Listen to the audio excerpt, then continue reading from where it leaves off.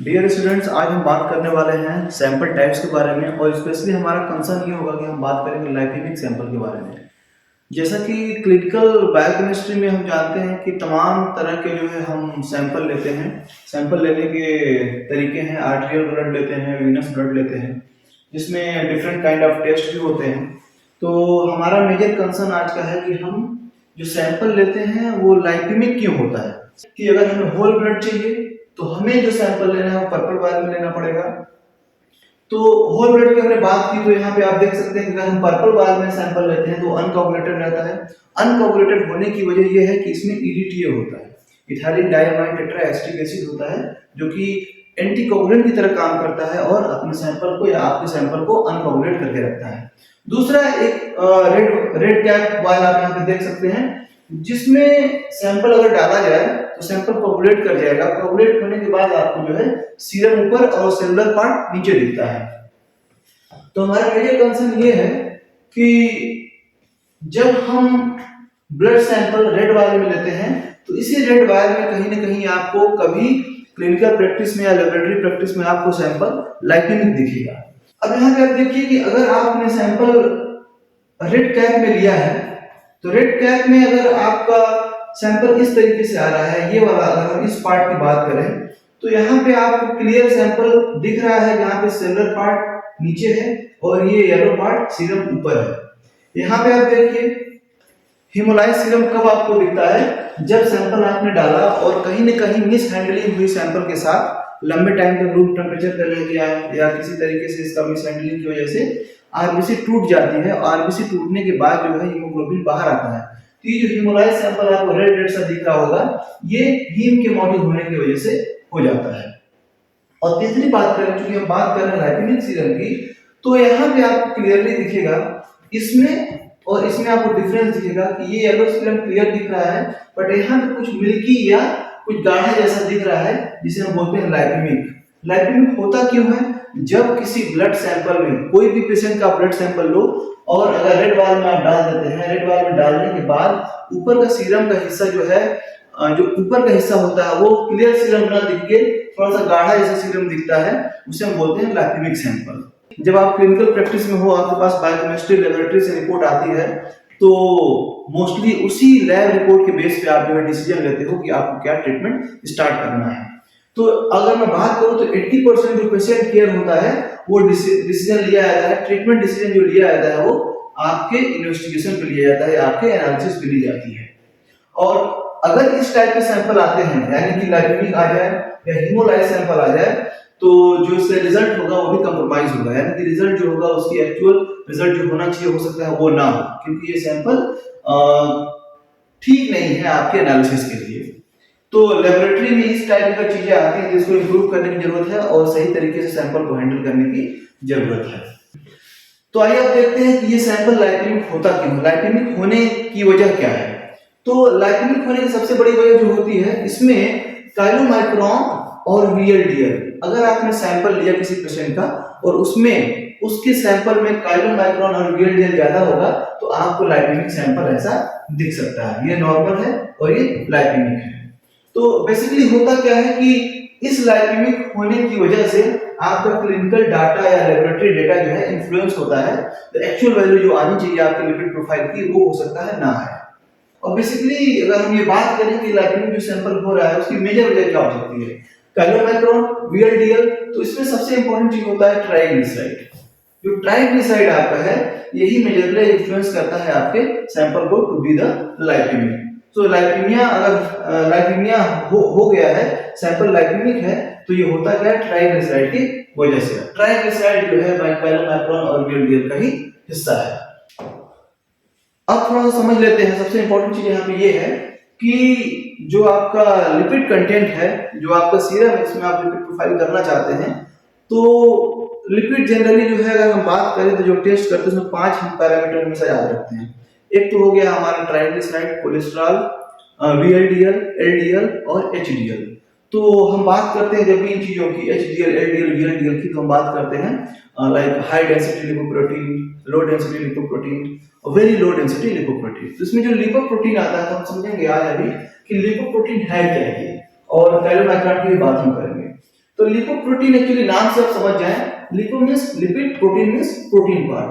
तो जो एचडीएल है, एलडीएल है, बीएलडीएल है, actually they are the lipoprotein. Chylomicron भी लिपोप्रोटीन है।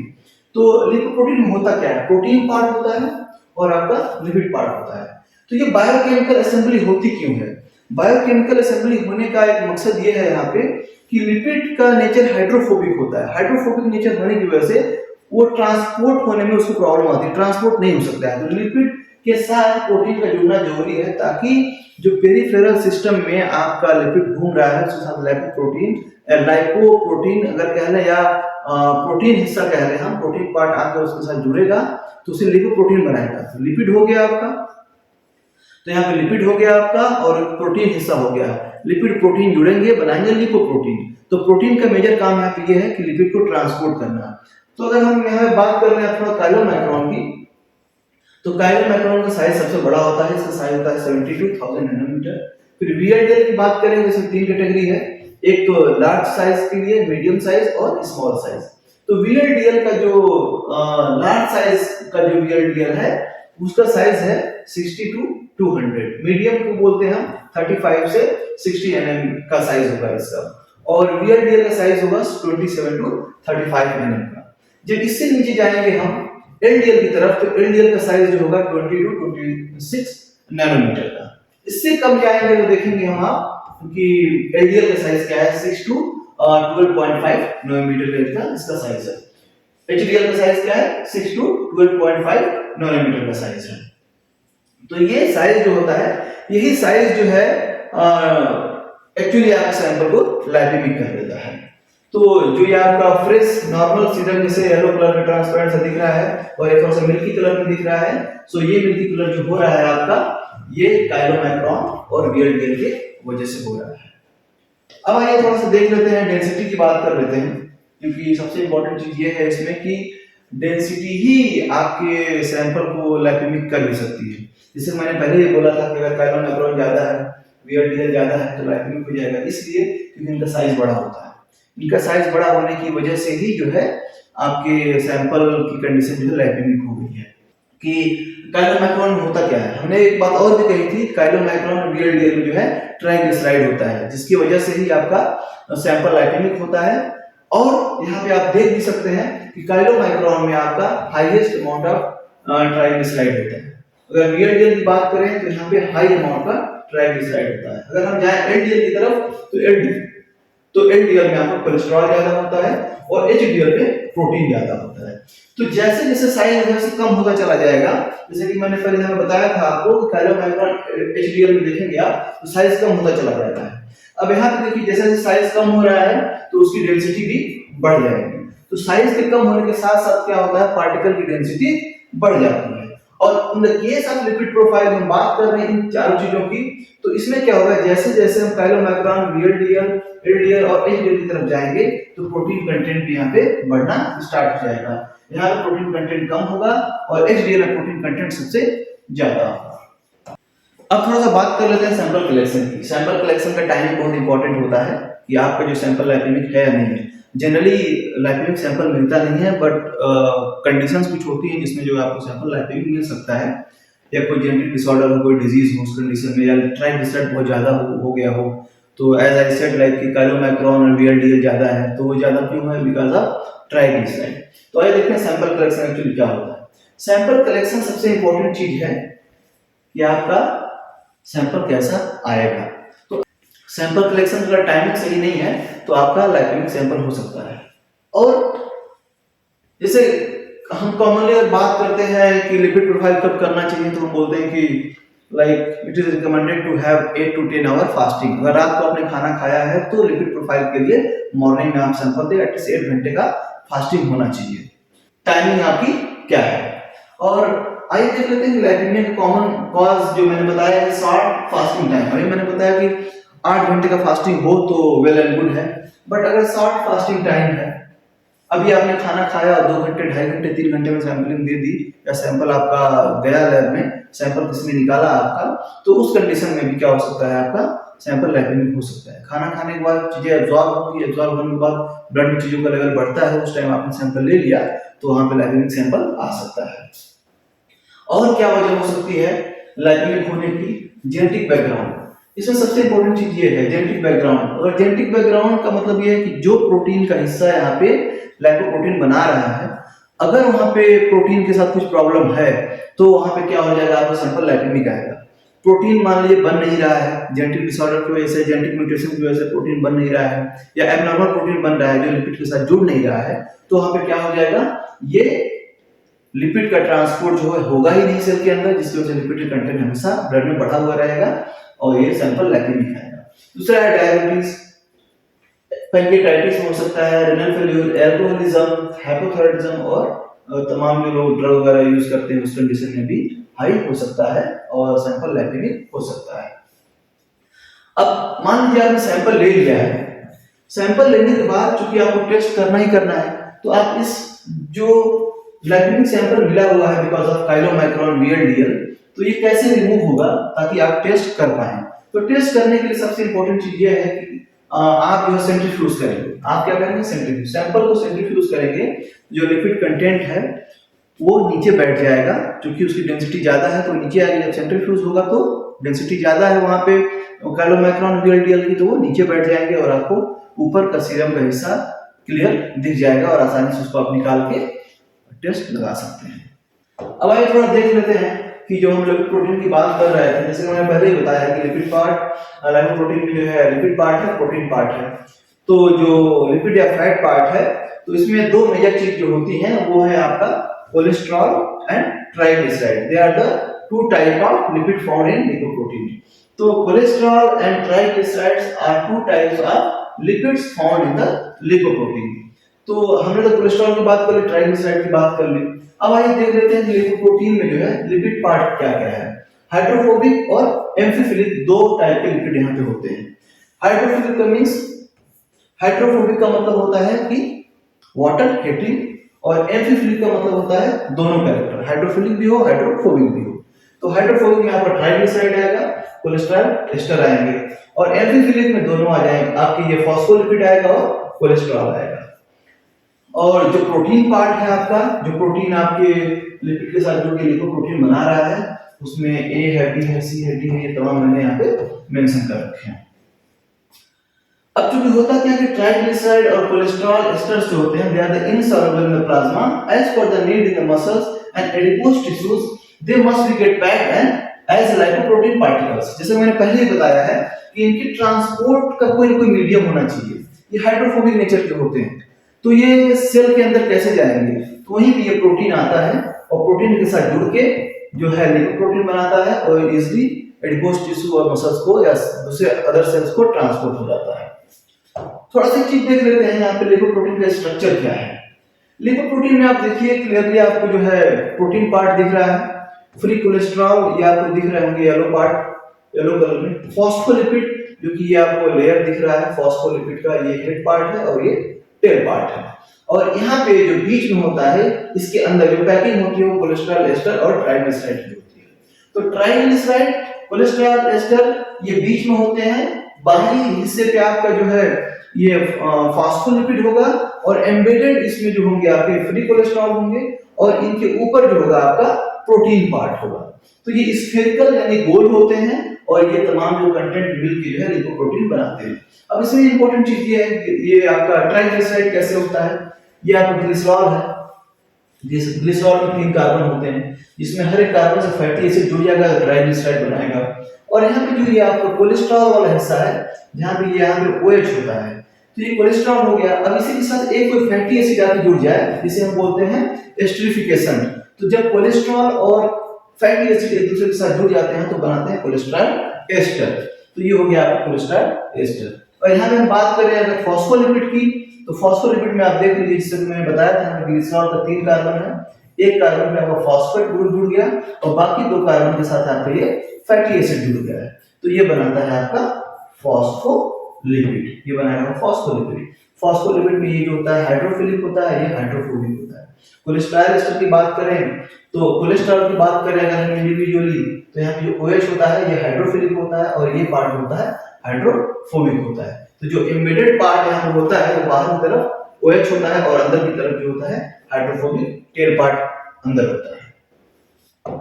अब थोड़ा सा ये देख लेते हैं कोलेस्ट्रॉल। कोलेस्ट्रॉल बनता कहाँ पे है? लीवर में कोलेस्ट्रॉल बनता है, और हम जो खाना पीना खाते हैं उससे भी जो है कोलेस्ट्रॉल आपको मिलता है। तो अगर हम ट्राइग्लिसराइड की बात करेंगे तो आपका लीवर और इंटेस्टाइनल सेल जो है वो आपका क्या बनाएंगे? ट्राइग्लिसराइड बनाएंगे। तो आइए थोड़ा देख लेते हैं कि एपोलिपोप्रोटीन में कितने टाइप के होते हैं। एक तो पहले आपका काइलोमाइक्रोन हो गया, दूसरा HDL, LDL, VLDL and IDL. तो नेम अगर हम देखते चले जाएं सीक्वेंशियली तो high density lipoprotein, low density lipoprotein, ये वेरी लो डेंसिटी लिपोप्रोटीन और इंटरमीडिएट डेंसिटी लिपोप्रोटीन। तो एक एक करके इसको देखते हैं कैसे ये बने होते हैं, क्या क्या कंटेंट इन चीजों में होते हैं। अब थोड़ा एक एक करके हम जो है इनके स्ट्रक्चर को समझ लेते हैं। तो पहले हम काइलोमाइक्रोन के स्ट्रक्चर को देखेंगे। तो काइलोमाइक्रोन भी स्फेरिकल होता है, जितने भी लिपिड पार्टिकल होते हैं वो स्फेरिकल होते हैं। तो काइलोमाइक्रोन भी क्या होगा? स्फेरिकल होगा। तो बेसिकली अगर हम बात करें काइलोमाइक्रोन में प्रोटीन पार्ट कितना है और लिपिड पार्ट कितना है। तो काइलोमाइक्रोन में जो है कोलेस्ट्रॉल आपका 2% होगा, प्रोटीन पार्ट 2% होगा, कोलेस्ट्रॉल एस्टर की बात करें तो 5% होंगे, फॉस्फोलिपिड 7% होगा और ट्राइग्लिसराइड आपका 84% होगा। तो आप यहाँ पे देख सकते हैं कि ट्राइग्लिसराइड काइलोमाइक्रोन में सबसे ज्यादा होता है, फॉस्फोलिपिड 7% होते हैं, और आपका कोलेस्ट्रॉल एस्टर, प्रोटीन, कोलेस्ट्रॉल जो होते हैं कम होते हैं। तो स्पेशली प्रोटीन की बात करें तो 2% ही होता है और ट्राइग्लिसराइड 84% होता है। तो यहाँ पर अगर हम बात करते हैं कि स्ट्रक्चर क्या है, जैसे मैंने बताया स्फेरिकल होता है, तो इसमें सबसे इंपॉर्टेंट जो लाइपोप्रोटीन होता है वो ApoB48 होता है। This is very important for the formation of chylomicron. इसके अलावा भी और लिपोप्रोटीन होते हैं, लाइक प्रोटीन पार्ट होता है जिसमें हम A1, A2, A4, C and E, they are the most common. Important तो आपको B48 है, बट बाकी ये जो है ये भी जो है कॉमनली इसमें पाए जाते हैं। और काइलोमाइक्रोन बनता कहाँ पे है?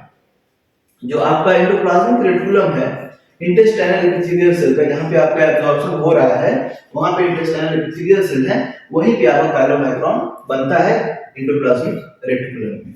अब आते हैं एचडीएल के बारे में। They are also the spherical.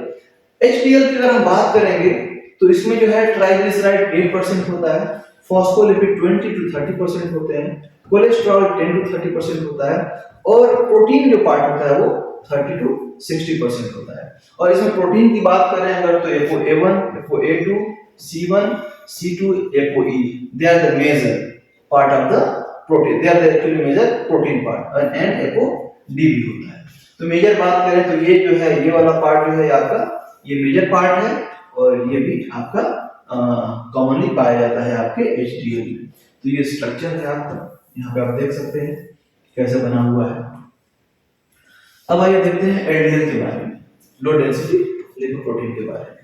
ये भी स्फेरिकल होता है। कंटेंट की अगर हम बात करें तो इसमें सबसे ज्यादा क्या होता है? कोलेस्ट्रॉल, प्रोटीन 25%, फॉस्फोलिपिड 20% और 10% ट्राइग्लिसराइड। तो आपका अगर यहाँ आप एलडीएल की बात करें तो कोलेस्ट्रॉल सबसे ज्यादा होगा, प्रोटीन उससे कम होगा, फॉस्फोलिपिड उससे कम होगा और ट्राइग्लिसराइड 10% होगा। तो इसमें अगर हम बात करते हैं प्रोटीन वाले पार्ट की तो ApoB100 ये मेजर प्रोटीन होता है जो सबसे ज्यादा पाया जाता है। उसके अलावा ये तमाम प्रोटीन ApoC1, ApoC2 और ApoE ये भी पाए जाते हैं आपके एलडीएल में। अब आइए देख लेते हैं very low density lipoprotein. Very low density lipoprotein की अगर हम बात करें तो उसमें ट्राइग्लिसराइड 60% होता है, फॉस्फोलिपिड 15% होता है, प्रोटीन अप्रोक्सीमेटली 10% होता है, कोलेस्ट्रॉल 15% होता है। तो this is the composition of VLDL। Protein वाले हिस्से की बात करें अगर हम तो ApoB100, ApoE एंड ApoC ये तीनों प्रोटीन जो है मेजरली इसमें पाए जाते हैं, जिसे हम बोलते हैं VLDL। अब एट द एंड थोड़ा सा कंपेयर कर लेते हैं कि क्या चल रहा है इस लिपोप्रोटीन के अंदर। तो हम बात करेंगे lipid protein composition in various lipoprotein. हमने जैसे बात किया था काइलोमाइक्रोन की, तो काइलोमाइक्रोन में ट्राइग्लिसराइड सबसे ज्यादा होता है, फॉस्फोलिपिड उससे कम, कोलेस्ट्रॉल 8% और प्रोटीन पार्ट 2% होता है। तो काइलोमाइक्रोन में सबसे ज्यादा ट्राइग्लिसराइड पाए जाते हैं। VLDL में बात करें हम तो VLDL में जो ट्राइग्लिसराइड 50% होता है, प्रोटीन का पार्ट जो यहाँ पे बढ़ गया है। तो इसका मतलब काइलोमाइक्रोन की साइज बहुत ज्यादा थी, अब साइज कम हो रही है, तो प्रोटीन कंटेंट धीरे धीरे बढ़ना स्टार्ट हो गया है। अब आइए देख लेते हैं एलडीएल में जो है आपका ट्राइग्लिसराइड जो है 10% होता है, लेकिन यहाँ पे आपका कोलेस्ट्रॉल सबसे ज्यादा है, कोलेस्ट्रॉल 45% है और आपका प्रोटीन पार्ट जो है 22% हो गया। अब हम बात करते हैं एचडीएल की। तो एचडीएल में आप देखिए ट्राइग्लिसराइड कम होता है, that's why it is called as good cholesterol. ये 8% आपका हो गया। यहाँ पे फॉस्फोलिपिड 30%। अगर हम बात करें कोलेस्ट्रॉल के 10 to 30%, प्रोटीन 30 to 60% होता है। तो अगर आप देखेंगे यहाँ पे कैसे कैसे जो है साइज कम होता जा रहा है, तो ट्राइग्लिसराइड का अमाउंट जो धीरे धीरे वो कम होता जा रहा है। For watching the video, like share and subscribe जरूर करें।